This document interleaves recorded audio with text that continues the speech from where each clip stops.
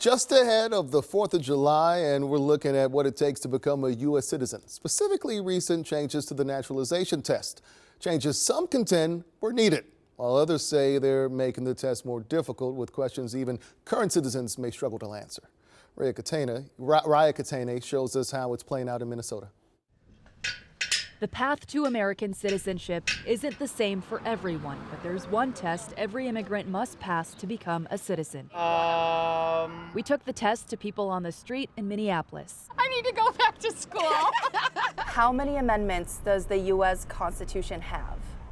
How many amendments does it? Yeah. Dwight Eisenhower was famous for many things. Name one of them. Well, he was a general. He was general in World War II. I don't know. Nope, don't know that one either. Name one leader of the women's rights movement in the 1800s.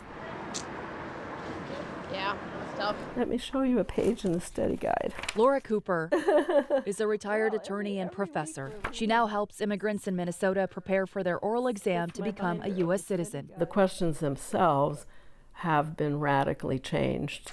Last fall, U.S. Citizenship and Immigration Services changed the civics test, the agency says, to align with an executive order from President Donald Trump to enhance the vetting and screening of immigrants. Here are some of the differences. On the old test, you'd have to get 6 out of 10 questions correct. On the new one, it's 12 out of 20.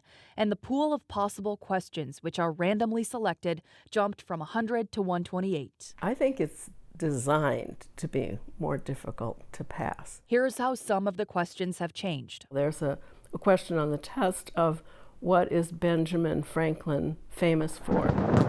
Most people, Laura says, would answer that Franklin demonstrated the connection between lightning and electricity. As you can see, that answer is not on the list. On the old test, it still would have been correct because it's true. But on the new test, Laura says that wouldn't be accepted because it's not one of the approved answers.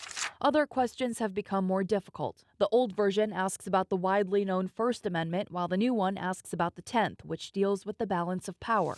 A new question asks how many Supreme Court justices are usually needed to decide a case. The new test is given to people who applied for naturalization after October 20th of 2025. Luckily. Mila Beletska took the old test before becoming a citizen last month. 28 more questions, it seems. I got lucky enough to do just the 100. Mila and her parents left Ukraine when she was 11. I knew zero English in Ukraine. Searching for better opportunities, she says, and to reunite with her sister. I've been here for 15 years, and I've been waiting for my citizenship for 8 years. The International Institute of Minnesota, which provides citizenship classes, hello everyone, helped Mila get an appointment for her interview with U.S. Citizenship and Immigration Services. I've heard many stories from people who passed citizenship. Some had harder interviews than others, so I didn't know what to expect. The interview includes the civics test and an English language exam. The latest available government data says in 2022, 88% of people initially passed their interviews and more than 95% passed after a redo. Your citizenship chance is on the line. You're in a room with a government official and you're asked a question about the Civil War, and then you're asked a question of who represents you in Congress. I am declaring war on anyone that is coming to this country and wants to get a benefit but doesn't want the responsibility of what it means to actually be a U.S. citizen. Joseph Edlow leads the country's Citizenship and Immigration Services and said before these new changes took effect that it should be more challenging to become naturalized. Frankly, this test is just too easy.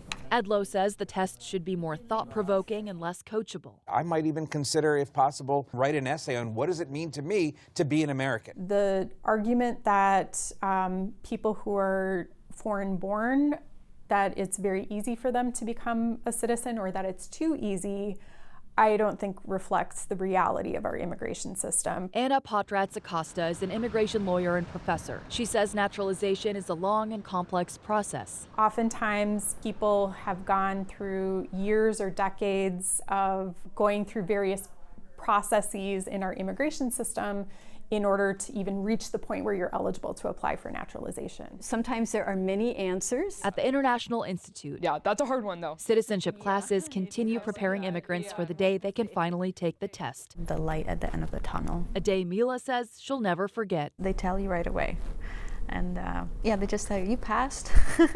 6 months later, Mila and more than 50 people from 30 different countries were celebrating at their naturalization ceremony. It felt like I'm amongst my own people. As newly declared American citizens, People who have walked the same path as I did. arriving at this moment And we're all here for the same reasons. together. We all have a journey and different experience, but we want the same thing. Raya Katene, KARE 11 News.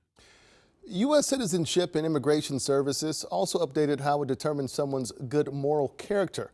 The update gives immigration officers more discretion when deciding if someone has good character, and instead of focusing on whether the person has a clean record.